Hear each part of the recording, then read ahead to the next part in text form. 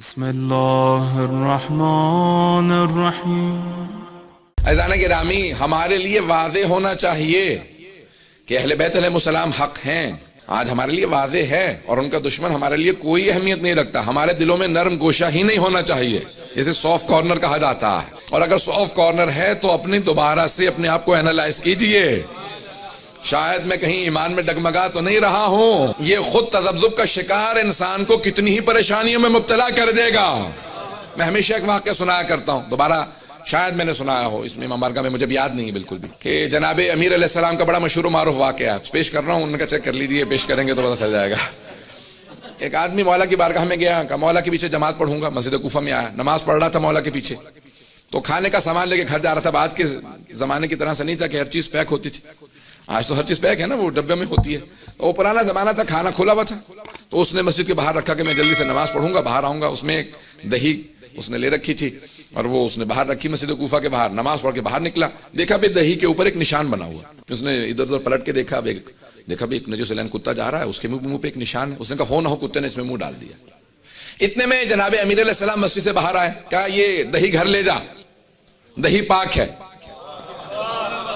کہا یا علی آپ کو کیسے پتا؟ آپ محراب میں مجھ سے آگے تھے، میں پیچھے تھا، جب میری نگاہوں میں نہیں آئی، پتہ نہیں توجہ ہے نہیں، یہ آپ کو کیسے پتا کہ دہی پاک ہے؟ مولا نے کہا شک نہ کر، جب میں کہہ رہا ہوں یہ دہی گھر لے جا، دہی پاک ہے۔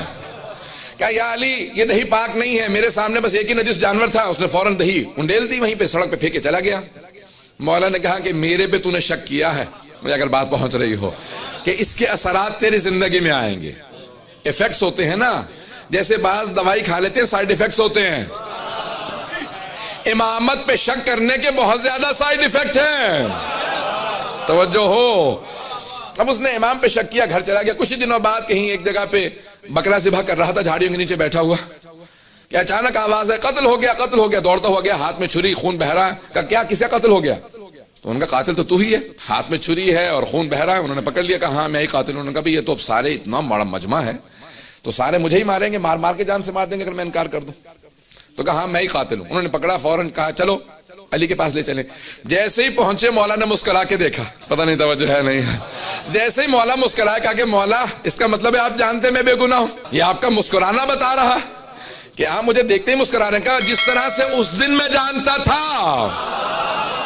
جو توجہ ہو، کہ جس طرح اس دن میں جانتا تھا کہ وہ دہی پاک تھا، توجہ کہ میں دہی پاک، میں تجھے کہہ رہا تھا کہ دہی پاک ہے، میں اس دن بھی جانتا تھا، آج بھی جانتا ہوں۔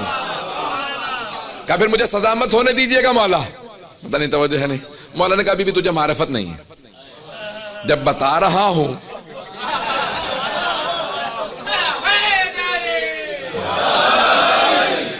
مولا نے کہا اتنا ذرا تھوڑا سا انتظار کر لے، اور انتظار کر، ابھی میرا بیٹا حسن مجتبی آنے والا۔ توجہ توجہ، مولا نے کہا میں تو جانتا ہوں لیکن میں تجھے سمجھانا چاہتا ہوں امامت کیا ہے، حجت خدا کون ہوتا ہے، ذرا تھوڑا انتظار کر۔ اتنے میں امام حسن مجتبی علیہ السلام تشریف لائے۔ مولا نے کہا کہ بیٹا آپ فیصلہ کیجئے، تفصیل میں نہیں جاؤں گا۔ مولا نے فوراً تمام کے تمام مومنین سے، جتنے بھی وہ کوفے کے لوگ تھے، مومن بھی تھے دوسرے بھی تھے، مولا نے کہا اس مقام پہ جاؤ، وہاں پہ ایک درخت ہے، درخت کے نیچے ایک بکرا رکھا ہوگا، تو اس کا گلا ذبح ہو چکا ہوگا، جو ہاتھ میں چھری ہے وہ اس کا خون ہے۔ اب وہ پریشان ہو کے کہنے لگا کہ مولا یہ تو آپ کے بیٹے کو بھی پتا ہے۔ مولا نے کہا یہی تو سمجھانا چاہ رہا ہوں، حجت خدا ایسا ہوتا ہے کہ جو حجت خدا ہو وہ ایسا ہوتا ہے، اس کے ذہن میں کبھی بھی کوئی شبہ نہیں آنا چاہیے، حجت سے متعلق کبھی ذہن میں شبہ نہ آنے دو۔ جب لوگ گئے تو کہا کہ مولا یہ واقعاً بکرا موجود ہے، تفصیل میں نہیں جا رہا، صرف اشارہ کرنا چاہتا تھا واقعے کی طرف۔ عزیزان گرامی، آج جتنے حملے ہوں گے، اگر آپ کی عقل سالم ہے آپ دھوکہ نہیں کھائیں گے، کبھی دھوکہ نہیں کھائیں گے۔